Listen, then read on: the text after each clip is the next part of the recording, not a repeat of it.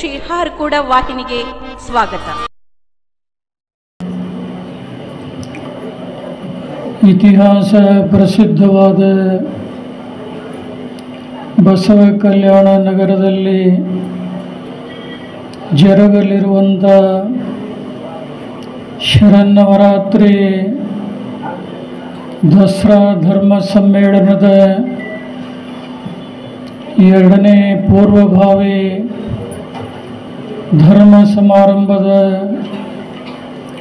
ನೇತೃತ್ವವನ್ನು ವಹಿಸಿದಂಥ ಹಾರಕೋಡ್ ಹಿರೇಮಠದ ಶ್ರೀ ಶಟಸ್ಥಲ ಬ್ರಹ್ಮ ಡಾಕ್ಟರ್ ಚನ್ನವೀರ ಶಿವಾಚಾರ್ಯ ಸ್ವಾಮಿಗಳವರೇ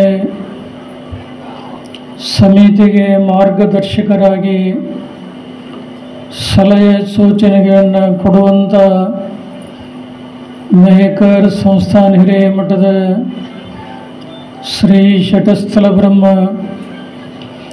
ರಾಜೇಶ್ವರ ಶಿವಾಚಾರ್ಯ ಸ್ವಾಮಿಗಳವರೇ, ಇನ್ನೋರ್ವ ಮಾರ್ಗದರ್ಶಕರಾದಂಥ ತ್ರಿಪುರಾಂತಕ ಗವಿ ಮಠದ ಶ್ರೀ ಶಟಸ್ಥಲ ಬ್ರಹ್ಮ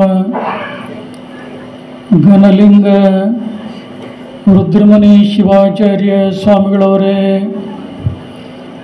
ಈ ಪವಿತ್ರ ಸಮಾರಂಭದಲ್ಲಿ ಪಾಲ್ಗೊಂಡಿರುವ ಹುಡುಗಿ ಸಂಸ್ಥಾನ ಹಿರೇಮಠದ ಶ್ರೀ ಶಟಸ್ಥಲ ಬ್ರಹ್ಮ ವಿರೂಪಾಕ್ಷಲಿಂಗ ಶಿವಾಚಾರ್ಯ ಸ್ವಾಮಿಗಳನ್ನು ಮೊದಲು ಮಾಡಿ ಸಮಾರಂಭದಲ್ಲಿ ಪಾಲ್ಗೊಂಡಿರುವ ಎಲ್ಲ ಮಠಗಳ ಶ್ರೀಗಳವರೇ, ಸ್ವಾಗತ ಸಮಿತಿಯ ಕಾರ್ಯಾಧ್ಯಕ್ಷರಾದ ಬಸವ ಕಲ್ಯಾಣ ಕ್ಷೇತ್ರದ ಜನಾನುರಾಗಿ ಕ್ರಿಯಾಶೀಲ ಶಾಸಕರಾದಂಥ ಸನ್ಮಾನ್ಯ ಶ್ರೀ ಶರಣು ಸಲ್ಗರ್ ಅವರೇ, ಶ್ರೀ ಬಸವೇಶ್ವರ ದೇವಸ್ಥಾನ ಸಮಿತಿಯ ಅಧ್ಯಕ್ಷರನ್ನು ಮೊದಲು ಮಾಡಿ ಎಲ್ಲ ಪದಾಧಿಕಾರಿಗಳವರೇ, ನಗರದ ಮಹಿಳಾ ಮಂಡಳದ ಸರ್ವ ಸದಸ್ಯರೇ, ಪತ್ರಿಕಾ ಪ್ರತಿನಿಧಿಗಳವರೇ, ಸಮಾರಂಭದಲ್ಲಿ ಪಾಲ್ಗೊಂಡಿರುವ ಸಮಸ್ತ ಧರ್ಮಾಭಿಮಾನಿಗಳೇ, ತಾಯಂದಿರೇ ಮತ್ತು ಮಕ್ಕಳೇ, ಬಸವ ಕಲ್ಯಾಣ ನಗರದಲ್ಲಿ ಬರಲಿರುವಂಥ ಶರನ್ನವರಾತ್ರಿ ದಸರಾ ಮಹೋತ್ಸವ ಸಮಾರಂಭ ಸೆಪ್ಟೆಂಬರ್ 22ರಿಂದ ಅಕ್ಟೋಬರ್ 2ರವರೆಗೆ 10 ದಿನಗಳ ಕಾಲ ಶರನ್ನವರಾತ್ರಿ ದಸರಾ ಧರ್ಮ ಸಮ್ಮೇಳನ ನಡೆಯುವಂಥದ್ದಿದೆ. ಈಗಾಗಲೇ ಪೂರ್ವಭಾವಿ ಪ್ರಥಮ ಸಮಾವೇಶವನ್ನು ಹಾರಕೋಡ್ ಸಂಸ್ಥಾನ ಹಿರೇಮಠದಲ್ಲಿ ಡಾಕ್ಟರ್ ಚನ್ನವೀರ ಶಿವಾಚಾರ್ಯ ಸ್ವಾಮಿಗಳು ಜಗದ್ಗುರುಗಳ ಸಾನ್ನಿಧ್ಯದಲ್ಲಿ ಸಮಾರಂಭ ನಡೆಸಿ ಅಂದಿನ ದಿನವೇ 52 ಲಕ್ಷ ರೂಪಾಯಿಗಳನ್ನು ಭಕ್ತರಿಂದ ವಾಗ್ದಾನ ಮಾಡಿಸಿ ಸಮಿತಿಗೆ ಹಣವನ್ನು ಜಮಾ ಮಾಡಿದರು ಅನ್ನುವಂಥ ಮಾತು ಇಲ್ಲಿ ಹೇಳುವಂಥ ಅವಶ್ಯಕತೆ ಇಲ್ಲದೇ ಇದ್ದರೂ ಕೂಡ ನೀವೆಲ್ಲ ಬಲ್ಲಂಥವರಾಗಿದ್ದೀರಿ. ಈಗ 2ನೇ ಸಲ ಈ ಪೂರ್ವಭಾವಿ ಸಮಾರಂಭ ಭಾಳ ಹೊತ್ತಿನಿಂದ ನಡೀತಾ ಇದೆ. ಶಾಸಕರಾದಂಥ ಶರಣು ಸಲ್ಗರ್ ಅವರು ಈಗಾಗಲೇ ಸ್ಪಷ್ಟಪಡಿಸಿದಂತೆ ಭಾರತೀಯ ಉತ್ಕೃಷ್ಟ ಸಂಸ್ಕೃತಿಯನ್ನು ಎಲ್ಲ ವರ್ಗದ ಎಲ್ಲ ಸಮುದಾಯದ ಜನರಿಗೆ ತಲುಪಿಸುವಂಥ ಒಂದು ಅದ್ಧೂರಿ ಸಮಾರಂಭ. ಬಹುಶಃ ಇಂದಿನ ದಿನಮಾನಗಳಲ್ಲಿ ಧರ್ಮಗಳಲ್ಲಿ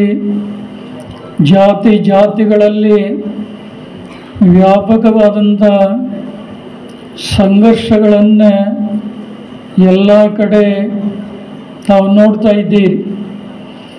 ಆದರೆ ಈ ಶರನ್ನವರಾತ್ರಿ ದಸರಾ ಮಹೋತ್ಸವ ಎಲ್ಲ ಸಮಾರಂಭಗಳಿಗಿಂತ ವಿಭಿನ್ನವಾದಂಥ ವಿಶಿಷ್ಟವಾದಂಥ ಸಮಾರಂಭ ಆಗಿ ಸರ್ವ ಜನಾಂಗದಲ್ಲಿ ಸಾಮರಸ್ಯ ಸೌಹಾರ್ದತೆಯನ್ನು ಬೆಳೆಸಿಕೊಂಡು ಬರುವುದೇ ಆಗಿದೆ ಹೊರತು ಬೇರೇನೂ ಕೂಡ ಅಲ್ಲ.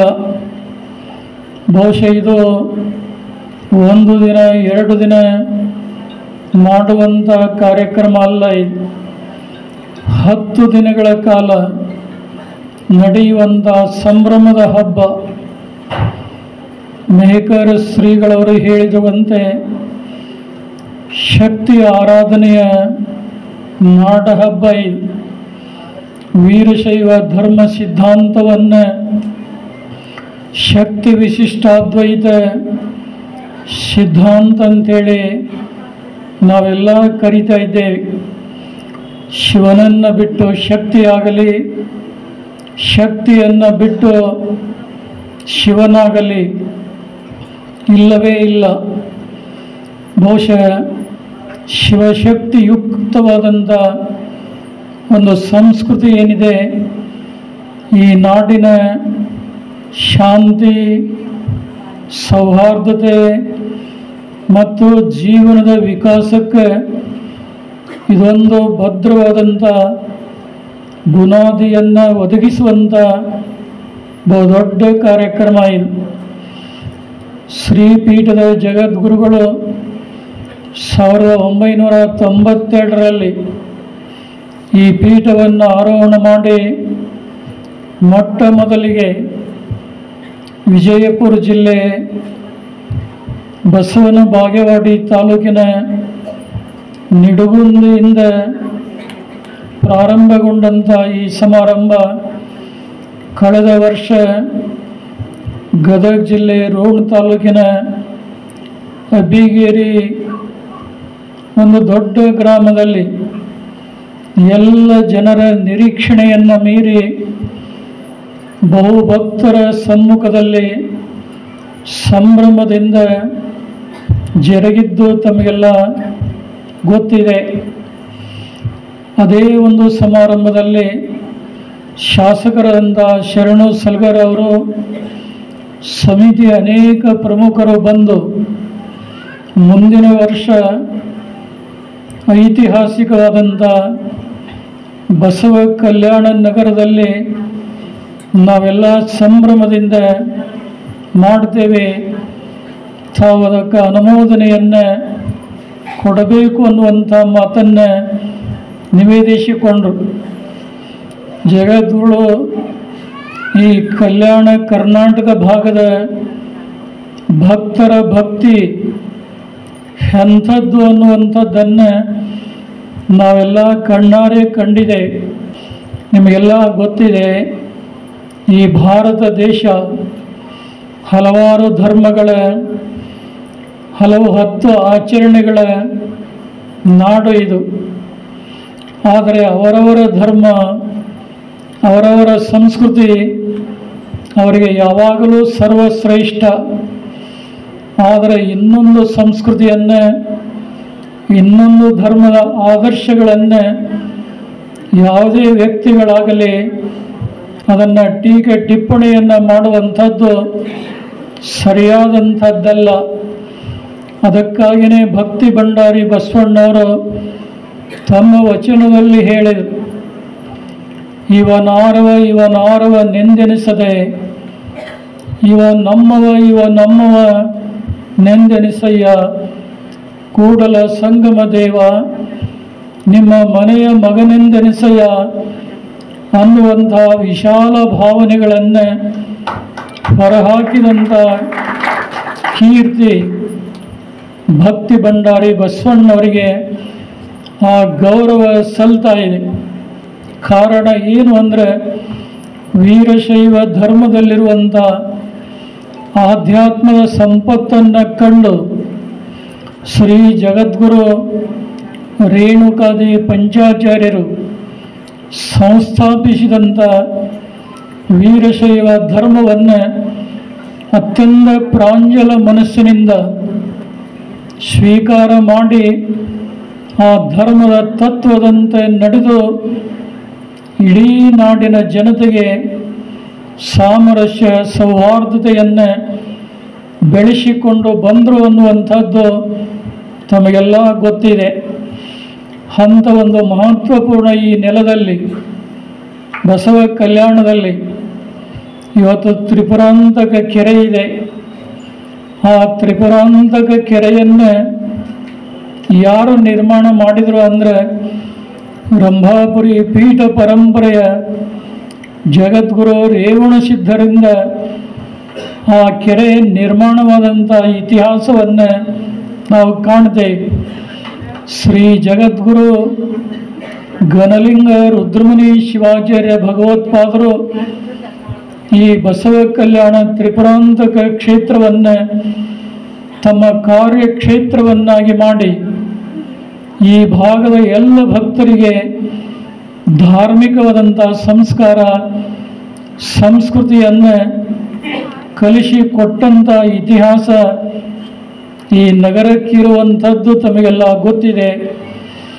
ಭಕ್ತಿ ಭಂಡಾರಿ ಬಸವಣ್ಣವರು ಈ ಬಸವ ಕಲ್ಯಾಣ ನಗರದಲ್ಲಿ ಅನುಭವ ಮಂಟಪವನ್ನು ಸ್ಥಾಪನೆ ಮಾಡುವುದರ ಮೂಲಕ ಎಲ್ಲ ವರ್ಗದ ಎಲ್ಲ ಸಮುದಾಯದ ಜನರಿಗೆ ಧ್ವನಿಯನ್ನು ಕೊಡುವಂಥ, ಸಂಕಷ್ಟಕ್ಕೆ ಸಿಲುಕಿದವರನ್ನು ಅದರಿಂದ ಮುಕ್ತಗೊಳಿಸುವಂಥ ಬಹುದೊಡ್ಡ ಕಾರ್ಯವನ್ನು ಅಂದಿನ 12ನೇ ಶತಮಾನದಲ್ಲಿ ಅವರು ಮಾಡಿದಂಥ ನೆನಹುಗಳು ಇವತ್ತಿಗೂ ಕೂಡ ಸದಾ ಹಸಿರಾಗಿವೆ.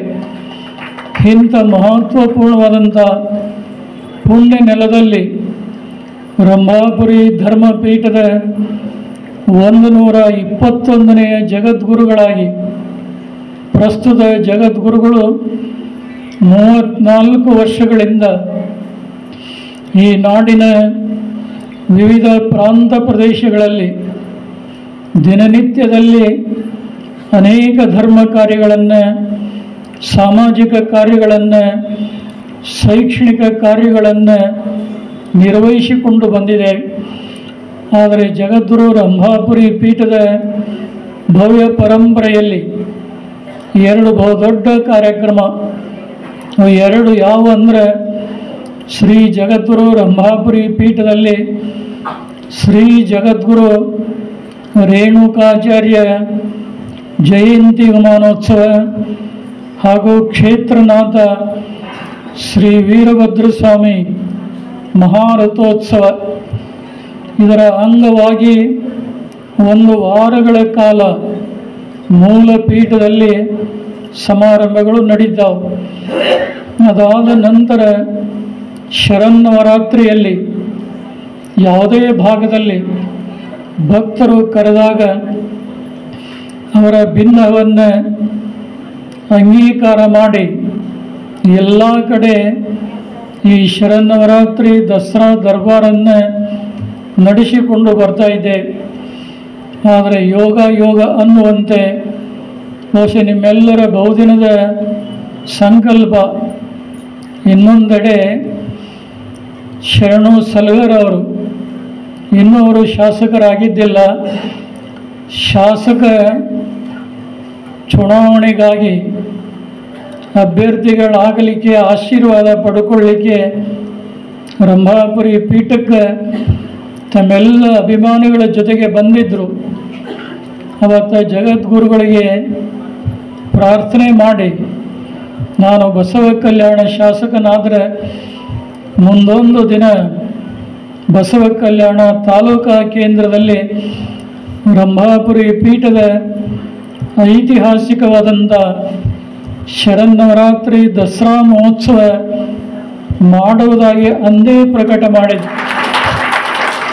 ನೋಡಿ, ಅವರ ಸಂಕಲ್ಪಕ್ಕೆ ಜಗದ್ಗುರು ರೇಣುಕಾದಿ ಪಂಚಾಚಾರ್ಯರಾಗಲಿ, ಬಸವಾದಿ ಶಿವಶರಣರಾಗಲಿ ಒಂದು ಸಲವಲ್ಲ 2 ಸಲವೂ ಕೂಡ ಅವರ ಕೊರಳಿಗೆ ವಿಜಯಮಾಲೆ ಏನು ಪ್ರಾಪ್ತವಾಯಿತು ಅದರ ಪರಿಣಾಮವಾಗಿಯೇ ಬರಲಿರುವಂಥ ಈ ದಸರಾ ಮಹೋತ್ಸವ ಈ ನಗರದಲ್ಲಿ ನಡೀತಾ ಇದೆ ಅನ್ನುವಂಥ ಭಾವನೆ ನಮ್ಮದಾಗಿದೆ. ಮೇಲಾಗಿ ಇದು ಜಾತ್ಯತೀತವಾಗಿ ಧರ್ಮಾತೀತವಾಗಿ ನಡೆಯುವಂಥ ಬಹುದೊಡ್ಡ ಸಮಾರಂಭ ಇದು. ಜಗದ್ಗುರುವನ್ನು ಇಂದು ಕಂಡಂಥ ನೀವೆಲ್ಲ ಶರನ್ನವರಾತ್ರಿ ದಸರಾ ಮಹೋತ್ಸವ ಸಂದರ್ಭದಲ್ಲಿ ನಮ್ಮನ್ನು ನೀವು ನೋಡಿದರೆ ಆಶ್ಚರ್ಯವಾಗಬಹುದು. ರಾಜ ಪೋಷಾಕಿನಲ್ಲಿ 9 ದಿನಗಳ ಕಾಲ ಸಿಂಹಾಸನವನ್ನು ಆರೋಹಣ ಮಾಡಿ 1 ನಿಮಿಷವೂ ಕೂಡ ವ್ಯರ್ಥ ಇಲ್ಲದಂತೆ ವೇದ ಘೋಷದಿಂದ ಪ್ರಾರಂಭಗೊಂಡು ಕೊನೆಗೆ ನಜರ್ ಸಮರ್ಪಣೆಯವರೆಗೆ ನಿರಾತಂಕವಾಗಿ ನಡೆಯುವಂಥ ಬಹುದೊಡ್ಡ ಕಾರ್ಯಕ್ರಮ ಇದು. ಇದು ನಾಡ ಹಬ್ಬ, ಶಕ್ತಿ ಆರಾಧನೆ ಹಬ್ಬ ಇದು. ಅದಕ್ಕಾಗಿ ಹೆಣ್ಣು ಮಕ್ಕಳು ಹೆಚ್ಚಿನ ಸಂಖ್ಯೆಯಲ್ಲಿ ಈ ಹಬ್ಬದಲ್ಲಿ ಪಾಲ್ಗೊಂಡು ಈ ಕಾರ್ಯಕ್ರಮಕ್ಕೆ ಒಂದು ವಿಶೇಷವಾದಂಥ ಮೆರಗನ್ನು ತಂದು ಕೊಡ್ತಾ ಇದ್ದಾರೆ. ಬಹುಶಃ ಈ ಹಿಂದಿನ 33 ದಸರಾ ಮಹೋತ್ಸವದ ಎಲ್ಲ ದಾಖಲೆಗಳನ್ನು ಮೀರಿ ಬಸವ ಕಲ್ಯಾಣದ ಈ ಶರನ್ನವರಾತ್ರಿ ದಸರಾ ಮಹೋತ್ಸವ ನಡೀತಾ ಇದೆ ಅನ್ನುವಂಥ ಆತ್ಮವಿಶ್ವಾಸ ತಮಗೂ ಇದೆ, ಜಗದ್ಗುರುಗೂ ಕೂಡ ಇದೆ. ಯಾಕಂದರೆ ಜಗದ್ಗುರುಗಳು ನಿರಾಶಾವಾದಿಗಳಲ್ಲ, ಯಾವಾಗಲೂ ಸಮಾಜದಲ್ಲಿ ಆಶಾವಾದಿಗಳಾಗಿ ನಾವು ಕೆಲಸ ಮಾಡ್ತಾ ಇದ್ದೇವೆ ಹೊರತು ನಿರಾಶಾವಾದಿಗಳೆಲ್ಲ. ಅದಕ್ಕಾಗಿ ಈ ನಗರದಲ್ಲಿ ನಡೆಯುವಂಥ ಈ ದಸರಾ ಮಹೋತ್ಸವ ಎಷ್ಟು ದೊಡ್ಡ ಪ್ರಮಾಣದಲ್ಲಿ ಎಂಥ ಸಂಭ್ರಮದಿಂದ ನಡೀತಾ ಇದೆ ಅನ್ನೋದನ್ನು ನಾವು ಈಗ ಹೇಳೋದಿಲ್ಲ. ಮುಂದೆ ನೋಡಿದಂಥ ಭಕ್ತರೇ ಅದನ್ನು ಮನತುಂಬಿ ಹಾಡಿ ಹೊಗಳುವಂಥ ಸನ್ನಿವೇಶವನ್ನು ತಾವೆಲ್ಲ ಕಾಣ್ತೀರಿ ಅನ್ನುವಂಥ ಒಂದು ಆತ್ಮವಿಶ್ವಾಸವನ್ನು ಈ ಸಂದರ್ಭದಲ್ಲಿ ವ್ಯಕ್ತಪಡಿಸಿ, ಹಾರಕೋಡ್ ಸಂಸ್ಥಾನ ಹಿರೇಮಠದಲ್ಲಿ ಪ್ರಥಮ ಪೂರ್ವಭಾವಿ ಸಮಾರಂಭ ನಡೆದಾಗ ಶ್ರೀಗಳು ಉದಾರಿಗಳು, ತ್ಯಾಗ ಜೀವಿಗಳು, ಮೇಲಾಗಿ ಬಾಳೆಹೊನ್ನೂರು ಶ್ರೀ ಜಗದ್ಗುರು ರಂಭಾಪುರಿ ಪೀಠ ಪರಂಪರೆಯ ಶಾಖಾ ಮಠದ ಪಟ್ಟಾಧ್ಯಕ್ಷರು, ಆ ಮಠದ ಲಿಂಗೈಕ್ಯ ಚನ್ನಬಸವ ಶಿವಾಚಾರ್ಯ ಸ್ವಾಮಿಗಳವರು ಪೂಜಾವಂತರಾಗಿ ತಪಸ್ವಿಗಳಾಗಿ ನೆನೆದವರ ಮನಸ್ಸಿನಲ್ಲಿ ಇವತ್ತಿಗೂ ಕೂಡ ಸದಾ ಹಸಿರಾಗಿದ್ದು ಅವರ ಬೇಡ ಇಷ್ಟಾರ್ಥಗಳನ್ನು ಪೂರ್ಣಗೊಳಿಸುವಂಥ ಕರ್ತೃತ್ವ ಶಕ್ತಿ ಅವರ ಪಾರ್ಥಿವ ಗದ್ದಿಗೆಯಲ್ಲಿ ಇದೆ. ಇವತ್ತು ಆ ಮಠದ ಪರಂಪರೆಯಲ್ಲಿ ಡಾಕ್ಟರ್ ಚನ್ನವೀರ ಶಿವಾಚಾರ್ಯ ಸ್ವಾಮಿಗಳು ಅತ್ಯಂತ ಮೃದು ಮಧುರ ಸ್ವಭಾವವನ್ನು ಹೊಂದಿರುವುದಷ್ಟೇ ಅಲ್ಲ, ಎಲ್ಲರನ್ನೂ ಕೂಡ ತಮ್ಮ ತೋಳ ತೆಕ್ಕೆಯಲ್ಲಿ ಕರೆದುಕೊಂಡು ಹೋಗುವಂಥ ಬಹುದೊಡ್ಡ ವಿಶಾಲ ಗುಣ ಅವರಲ್ಲಿ ಇರುವುದನ್ನು ನಾವು ಹೇಳಬೇಕಾಗಿಲ್ಲ, ತಾವೆಲ್ಲ ಕಣ್ಣಾರೆ ಕಂಡಿದ್ದೀರಿ. ಈ ದಾಸೋಹಕ್ಕಾಗಿ 5 ದಿನಗಳ ಕಾಲ ಸದಾ ಹಾರಕೋಡ್ ಸಂಸ್ಥಾನ ಹಿರೇಮಠದಿಂದಲೇ 5 ದಿನ ನಾವು ನಡೆಸ್ತೇವೆ ಅನ್ನುವಂಥ ಮಾತು ಹೇಳೋದಷ್ಟೇ ಅಲ್ಲ, ಏನು ಅವರ ಮಠದ ಭಕ್ತರು ಕಲ್ಯಾಣ ಕರ್ನಾಟಕ ಭಾಗದ ಅಭಿಮಾನಿಗಳೇನಿದ್ದೀರಿ ಅವರೆಲ್ಲರ ಸಹಕಾರ ಹೆಚ್ಚಿನ ಪ್ರಮಾಣದಲ್ಲಿ ಇದಕ್ಕೆ ದೊರಕಿಸಿಕೊಡುವುದರ ಮೂಲಕ ಇದನ್ನು ಒಂದು ಆದರ್ಶ ಕಾರ್ಯಕ್ರಮವನ್ನಾಗಿ ಮಾಡುವಂಥ ಅವರ ಸಂಕಲ್ಪ ನಿಜವಾಗಲೂ ಸಾಕಾರಗೊಳ್ಳುವುದರಲ್ಲಿ ಯಾವುದೇ ಅನುಮಾನ ಇಲ್ಲ ಅನ್ನುವಂಥ ಒಂದು ವಿಶ್ವಾಸವನ್ನು ಈ ಸಂದರ್ಭದಲ್ಲಿ ವ್ಯಕ್ತಪಡಿಸ್ತಾ ಇದ್ದೇವೆ. ಸಮಿತಿಗೆ ಮಾರ್ಗದರ್ಶಕರಾಗಿ ಕೃಷಿ ಕ್ಷೇತ್ರದಲ್ಲಿ ಮತ್ತು ಪರಂಪರೆಯ ಆದರ್ಶ ತತ್ವ ಸಿದ್ಧಾಂತಗಳನ್ನು ಜನರ ಮನೆಯಲ್ಲಿ ಮನದಲ್ಲಿ ಸದಾಕಾಲ ಜಾಗೃತಿ ಮೂಡಿಸುವಂಥ ಮೇಕರ್ ಕಟ್ಟಿಮನಿ ಸಂಸ್ಥಾನ ಹಿರೇಮಠದ ಶ್ರೀ ರಾಜೇಶ್ವರ ಶಿವಾಚಾರ್ಯ ಸ್ವಾಮಿಗಳು ಉಳಿದಂಥ 5 ದಿನಗಳ ದಾಸೋಹ ಬಹುಶಃ ಮೇಕರ್ ಹಿರೇಮಠಕ್ಕೆ ಸಂಬಂಧಪಟ್ಟಂಥ ಶಿಷ್ಯರೇ ದಾಸೋಹ ಸೇವೆಯನ್ನು ಮಾಡಲಿಕ್ಕೆ ಮುಂದೆ ಬಂದಿದ್ದಾರೆ ಅನ್ನುವಂಥ ಮಾತು ಅವರ ಮಾತಿನಿಂದ ನೀವೆಲ್ಲ ಕೇಳಿದ್ದೀರಿ. ಮೇಲಾಗಿ ಇನ್ನೊಂದು ದೊಡ್ಡ ಮಾತನ್ನು ಅವರು ಹೇಳಿದರು. ಹಾರಕೋಡ್ ಸಂಸ್ಥಾನ ಹಿರೇಮಠದ ಶ್ರೀಗಳವರು ಯಾವ ಕಾರ್ಯವನ್ನು ಹೇಳ್ತಾರೋ ಅದನ್ನು ನಾವೆಲ್ಲ ಒಂದಾಗಿ ಚೆಂದಾಗಿ ಈ ಸಮಾರಂಭದ ಯಶಸ್ವಿಗಾಗಿ ಶ್ರಮಿಸ್ತೇವೆ ಅನ್ನುವಂಥ ಈ ಮಾತು ಭಕ್ತ ಸಂಕುಲದ ಮೇಲೆ ಅಪಾರವಾದಂಥ ಪರಿಣಾಮವನ್ನು ಬೀರಿದೆ ಅನ್ನುವಂಥ ಮಾತನ್ನು ಹೇಳಿದರೆ ಅತಿಶಯೋಕ್ತಿ ಆಗಲಾರದು. ಇವರಿಬ್ಬರ ಮಧ್ಯದಲ್ಲಿ ನಮ್ಮ ತ್ರಿಪುರಾಂತಕ ಗವಿ ಮಠದ ಶ್ರೀ ಅಭಿನವ ಘನಲಿಂಗ ರುದ್ರಮುನಿ ಶಿವಾಚಾರ್ಯ ಸ್ವಾಮಿಗಳು ಮೂರ್ತಿ ಚಿಕ್ಕದಾದರೂ ಕೀರ್ತಿ ಭಾಳ ದೊಡ್ಡದ. ನೋಡಲಿಕ್ಕೆ ವಯಸ್ಸಿನಿಂದ ಚಿಕ್ಕವರು ಆದರೆ ಅವರು ಮಾಡಿದಂಥ ತ್ರಿಪುರಾಂತಕ ಗವಿ ಮಠದ ಪರಿಸರದಲ್ಲಿ ಒಂದು ಹೊಸ ಆಯಾಮವನ್ನು ಸೃಷ್ಟಿ ಮಾಡಿದಂಥ ಕರ್ತೃತ್ವ ಶಕ್ತಿ ಅದು ಯಾರಲ್ಲಿ ಆದರೂ ಐತೆ ಅಂದರೆ ನಮ್ಮ ಅಭಿನವ ಘನಲಿಂಗ ರುದ್ರಮುನಿ ಶಿವಾಚಾರ್ಯ ಸ್ವಾಮಿಗಳಲ್ಲಿ ಇದೆ. ಬಹುಶಃ ಆ ಮಠ ರಂಭಾಪುರಿ ಪೀಠ ಪರಂಪರೆಯ ಮಠ. ಆ ಘನಲಿಂಗ ರುದ್ರಮುನಿ ಶಿವಾಚಾರ್ಯರು ಸಾಮಾನ್ಯ ಸಮಾಧಿ ಅಲ್ಲ, ಜೀವಂತ ಯೋಗ ಸಮಾಧಿ. ಅದು ಬಹುಶಃ ಅಲ್ಲೇನಾದರೂ ಅಪಚಾರ ಆದರೆ ಯಾರಾದರೂ ಅಹಿತಕರ ಘಟನೆಯಿಂದ ನಡ್ಕೊಂಡ್ರೆ ಅವರಿಗೆ ತಕ್ಕ ಪ್ರಾಯಶ್ಚಿತ್ತ ಸ್ವಾಮಿ ಕೊಡಲಾರದೆ ಇರಲಾರ ಅನ್ನುವಂಥ ಮಾತನ್ನು ಈ ಸಂದರ್ಭದಲ್ಲಿ ಹೇಳಬೇಕಾಗ್ತಾ ಇದೆ. ಒಟ್ಟಾರೆ ಈ ಸಮಾರಂಭಕ್ಕೆ 3 ಕಣ್ಣುಗಳಂತೆ ನಾವು ನಿಯುಕ್ತಿ ಮಾಡಿದರೂ ಕೂಡ ಈ ಕಲ್ಯಾಣ ಕರ್ನಾಟಕ ಭಾಗದ ಬೀದರ್ ಜಿಲ್ಲೆ ಇರ್ಬೋದು, ಕಲಬುರಗಿ ಇರ್ಬೋದು, ಯಾದಗಿರಿ ಇರ್ಬೋದು, ರಾಯಚೂರು ಇರ್ಬೋದು, ಈ ಎಲ್ಲ ಪ್ರಾಂತ ಪ್ರದೇಶಗಳ ಎಲ್ಲ ಮಠಾಧೀಶರು ಇದು ನಮ್ಮದೇ ಕಾರ್ಯಕ್ರಮ. ಇದನ್ನು ನಾವೆಲ್ಲ ಸಕ್ರಿಯವಾಗಿ ಪಾಲ್ಗೊಂಡು ಯಶಸ್ವಿಗೊಳಿಸಬೇಕನ್ನುವಂಥ ಒಂದು ಗಟ್ಟಿ ಸಂಕಲ್ಪ ಅವರೆಲ್ಲರೂ ಕೂಡ ಮಾಡಿದ್ದನ್ನು ನೋಡಿ ರಂಭಾಪುರಿ ಜಗತ್ತಳವರಿಗೆ ಹಂಡೆ ಹಾಲು ಕುಡಿದಷ್ಟು ಸಂತೋಷವನ್ನು ಉಂಟು ಮಾಡಿದೆ.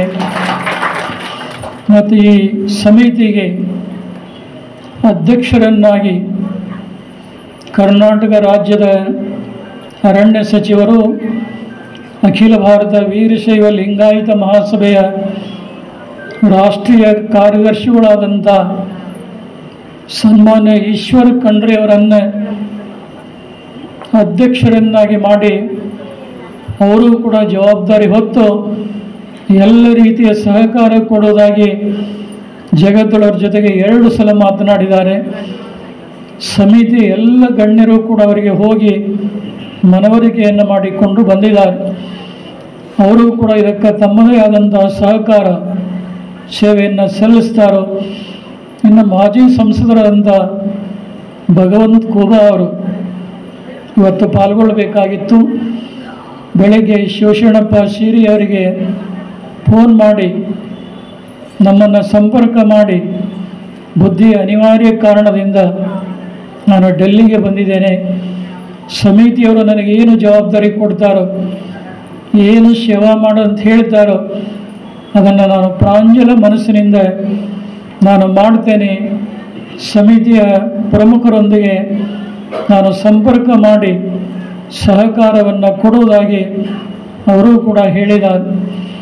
ಆದರೆ ಈಗಾಗಲೇ ಈ 2ನೇ ಪೂರ್ವಭಾವಿ ಸಮಾರಂಭದಲ್ಲಿ ಇಷ್ಟೊಂದು ಸಂಖ್ಯೆಯಲ್ಲಿ ತಾವೆಲ್ಲ ಸೇರಿದ್ದು ಈ ಕಾರ್ಯಕ್ರಮದ ಯಶಸ್ವಿಯ ಶುಭ ಸಂಕೇತ ಅಂತೇಳಿ ನಾವು ಭಾವಿಸ್ತಾ ಇದ್ದೇವೆ. ಬಹುಶಃ ಯಾವುದೇ ಭಾಗದಲ್ಲಿ ದಸರಾ ಮಹೋತ್ಸವದ ಪೂರ್ವಭಾವಿ ಸಮಾರಂಭದಲ್ಲಿ ಜಗದೊಳವರು ಪಾಲ್ಗೊಳ್ಳೋದಿಲ್ಲ, ಸಮಿತಿಯವರೇ ಮಾಡ್ತಾರೆ. ಆದರೆ ಬಸವ ಕಲ್ಯಾಣ ನಗರಕ್ಕೆ ಸ್ವತಃ ಜಗದ್ಗುರುಗಳು ಯಾಕೆ ಬಂದ್ರಂದ್ರೆ ಈ ಬಸವ ಕಲ್ಯಾಣ ನಗರದ ಮೇಲೆ ನಮಗೆ ಬಹಳಷ್ಟು ಪ್ರೀತಿ, ಅಭಿಮಾನ. ಒಬ್ಬ ಹೆಣ್ಣು ಮಗಳು ತವರು ಮನೆಗೆ ಬಂದರೆ ಎಷ್ಟು ಸಂತೋಷ ಪಡಬೇಕು, ಅಷ್ಟೇ ಸಂತೋಷ ಬಸವ ಕಲ್ಯಾಣ ನಗರಕ್ಕೆ ಬಂದಾಗ ರಂಭಾಪುರಿ ಜಗತ್ತೊಳಗೆ ಆ ಸಂತೋಷವಾಗ್ತಾ ಇದೆ ಅನ್ನುವಂಥ ಮಾತನ್ನು ಹೇಳಿದರೆ ತಪ್ಪಾಗಲಾರದು.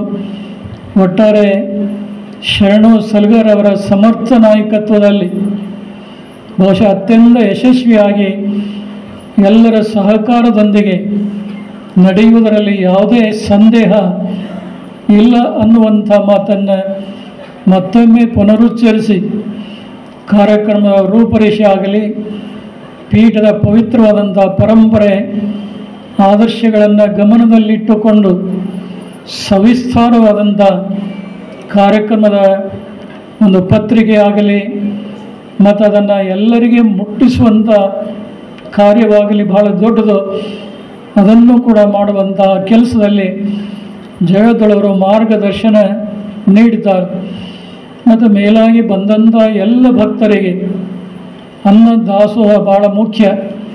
ಕೆಲವು ಮಠಾಧೀಶರು ಮಾಡ್ತಾರೆ, ಸಮಾರಂಭ ಏನೋ ಮಾಡ್ತಾರೆ, ಆದರೆ ಬಂದಂಥ ಭಕ್ತರಿಗೆ ವ್ಯವಸ್ಥಿತವಾಗಿ ಪ್ರಸಾದ ವಿತರಣೆ ಮಾಡೋದಿಲ್ಲ. ಆದರೆ ರಂಭಾಪುರಿ ಪೀಠ ಪರಂಪರೆಯಲ್ಲಿ ಜ್ಞಾನ ದಾಸೋಹಕ್ಕೆ ಎಷ್ಟು ಪ್ರಾಮುಖ್ಯತೆ ಇದೆ, ಹಸಿದು ಬಂದಂಥ ಭಕ್ತರಿಗೆ ಅನ್ನ ದಾಸೋಹಕ್ಕೂ ಕೂಡ ಅಷ್ಟೇ ಪ್ರಧಾನ ಸ್ಥಾನವನ್ನು ಕಲ್ಪಿಸಿಕೊಟ್ಟು ನಾವು ನಡೆಸ್ತಾ ಇದ್ದೇವೆ. ಬಹುಶಃ ಅನ್ನ ದಾಸೋಹ ಹೇಗೆ ನಡೀತಾ ಇದೆ ಅನ್ನೋದನ್ನು ನಾವು ಹೇಳೋದಿಲ್ಲ, ನೀವೇ ಕಣ್ಣಾರೆ ನೋಡಿ ಸಂತೋಷ ಪಡ್ತಾ ಇದ್ದೀರಿ. ವೈಯಕ್ತಿಕವಾಗಿ ಎಷ್ಟೋ ಜನ ಸಶಕ್ತ ಬಲ ಇದ್ದಂಥವರು ತಮ್ಮ ಹೆಸರಿನಲ್ಲಿ ಒಂದೊಂದು ದಿನ ದಾಸೋಹ ಸೇವೆ ಮಾಡಲಿಕ್ಕೆ ಬಂದಿದ್ದೀರಿ. ಅವರೆಲ್ಲರ ಸೇವೆಯೂ ಕೂಡ ಬಹಳ ಅಪರೂಪವಾದಂಥದ್ದು, ಆದರ್ಶವಾದದ್ದು ಅನ್ನೋದನ್ನು ಹೇಳಲಿಕ್ಕೆ ಮರೆಯೋದಿಲ್ಲ.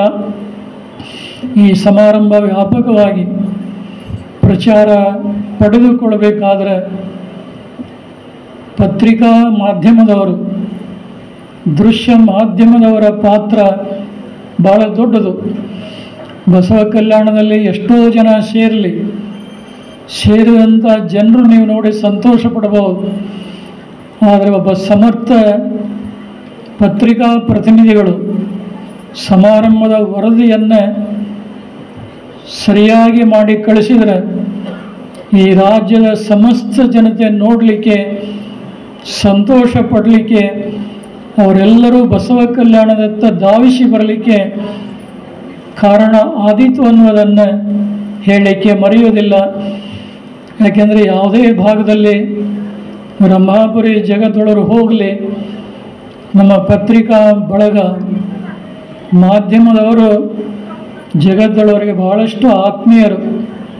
ಕಾರಣ ಏನು ಅಂದರೆ ಪೂರ್ವಾಶ್ರಮದಲ್ಲಿ ಜಗದ್ಗುರು ಕೂಡ ಕೆಲವು ದಿನಗಳ ಕಾಲ, ಕೆಲವು ವರ್ಷಗಳ ಕಾಲ ಪತ್ರಿಕಾ ರಂಗದಲ್ಲಿ ಸೇವೆಯನ್ನು ಮಾಡಿದಂಥ ಒಂದು ಅನುಭವ ನಮಗೆ ಪರಿಪೂರ್ಣವಾಗಿರುವುದರಿಂದ ಅವರು ನಮಗೆ ಅತ್ಯಂತ ಹತ್ತಿರದವರಾಗಿ ಪೀಠದ ಕಾರ್ಯಕ್ರಮ ಎಲ್ಲೇ ನಡೀಲಿ ಅದು ಎಲ್ಲ ಭಾಗದಲ್ಲಿ ಪ್ರಸಾರ ಏನು ಮಾಡ್ತಾ ಇದ್ದಾರಲ್ಲ ಆ ಕೀರ್ತಿ ಅವರೆಲ್ಲ ಮಾಧ್ಯಮದವರಿಗೆ ಆ ಗೌರವ ಸಲ್ಲಬೇಕು.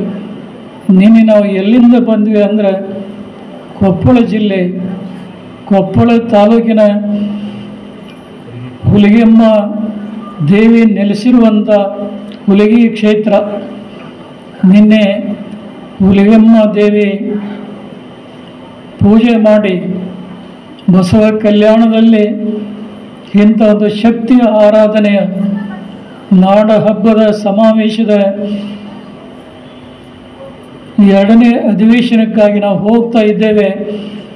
ಈ ಕಾರ್ಯಕ್ರಮ ಯಶಸ್ವಿಯಾಗಿ ನಡಿಬೇಕು ಅಂತೇಳಿ ಆದಿಶಕ್ತಿಯಲ್ಲಿ ಪ್ರಾರ್ಥನೆಯನ್ನು ಮಾಡಿ ನೇರವಾಗಿ ಬಸವ ಕಲ್ಯಾಣ ನಗರಕ್ಕೆ ನಾವು ಬಂದಿದೆ. ಅಂದರೆ ಎಷ್ಟು ಕಾಕತಾಳೀಯ.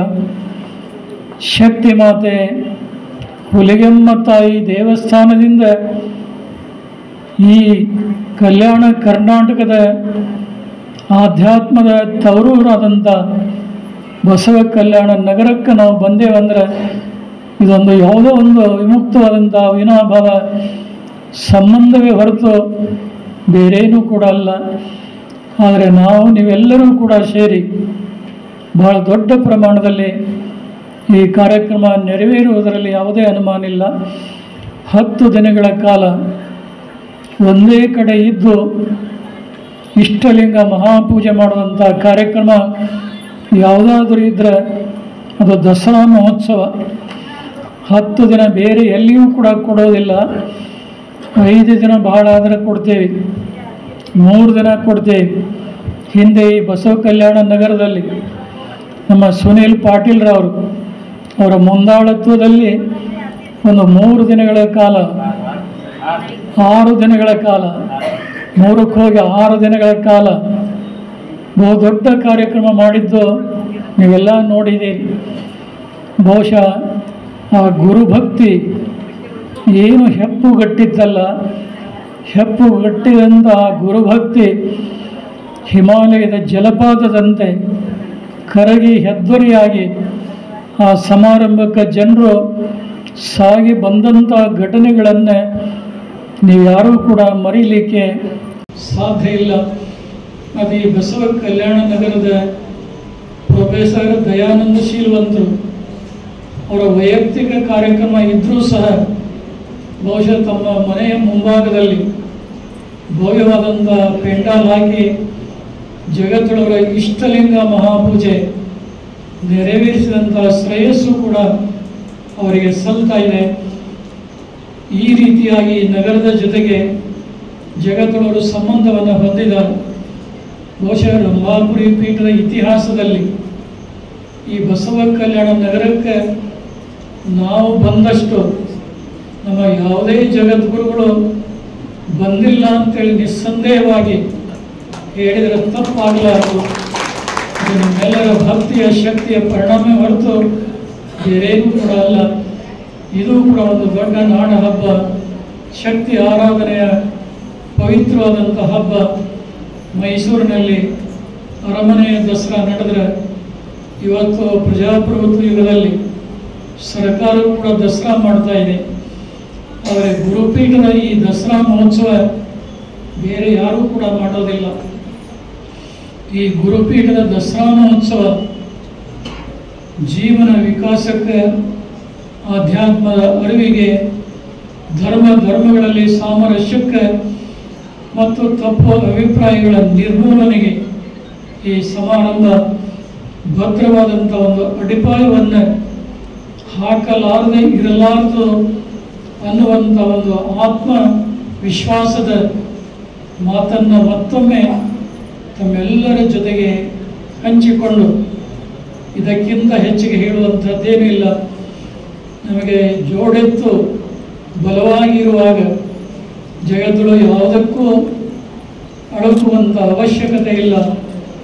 ಇವತ್ತು ಆರ್ಕೋಡ್ ಸಂಸ್ಥಾನ ಹಿರೇಮಠದ ಡಾಕ್ಟರ್ ಚನ್ನವೀರ ಶಿವಾಚಾರ್ಯ ಸ್ವಾಮಿಗಳು, ಅನೇಕ ಸಂಸ್ಥಾನ ಹಿರೇಮಠದ ಶ್ರೀ ರಾಜೇಶ್ವರ ಶಿವಾಚಾರ್ಯ ಸ್ವಾಮಿಗಳು ಈ ಬಂಡಿಯನ್ನು ಅತ್ಯಂತ ಸುಲಭವಾಗಿ ಸುಲಲಿತವಾಗಿ ಗುರಿಯನ್ನು ತಲುಪಿಸಲಿಕ್ಕೆ, ಆ ಗುರಿಯಿಂದ ಭಾಳ ಬದುಕಿನ ಒಂದು ವಿಕಾಸಕ್ಕೆ ಒಂದು ಅರಿವನ್ನು ಉಂಟು ಮಾಡುವಂಥ ಕಾರ್ಯವನ್ನು ಅವರು ಮಾಡ್ತಾರನ್ನುವಂಥ ವಿಶ್ವಾಸವನ್ನು ಮತ್ತೊಮ್ಮೆ ನಮ್ಮೆಲ್ಲರ ನೆನಪಿಗೆ ತಕ್ಕ ಶಾಸಕ ಶರಣು ಸಲ್ಗರ್ ಅವರು ಜನಾನುರಾಗಿ ಇಂಥ ಕಾರ್ಯಕ್ರಮಗಳ ಬಗ್ಗೆ ಹಿಂದೂ ಸಂಸ್ಕೃತಿಯನ್ನು ಪುನರುತ್ಥಾನಗೊಳಿಸುವಂಥವರ ಆಶಯ ಸದಾಶಯ ಆಗುವುದರಲ್ಲಿ ಯಾವುದೇ ಸಂದೇಹ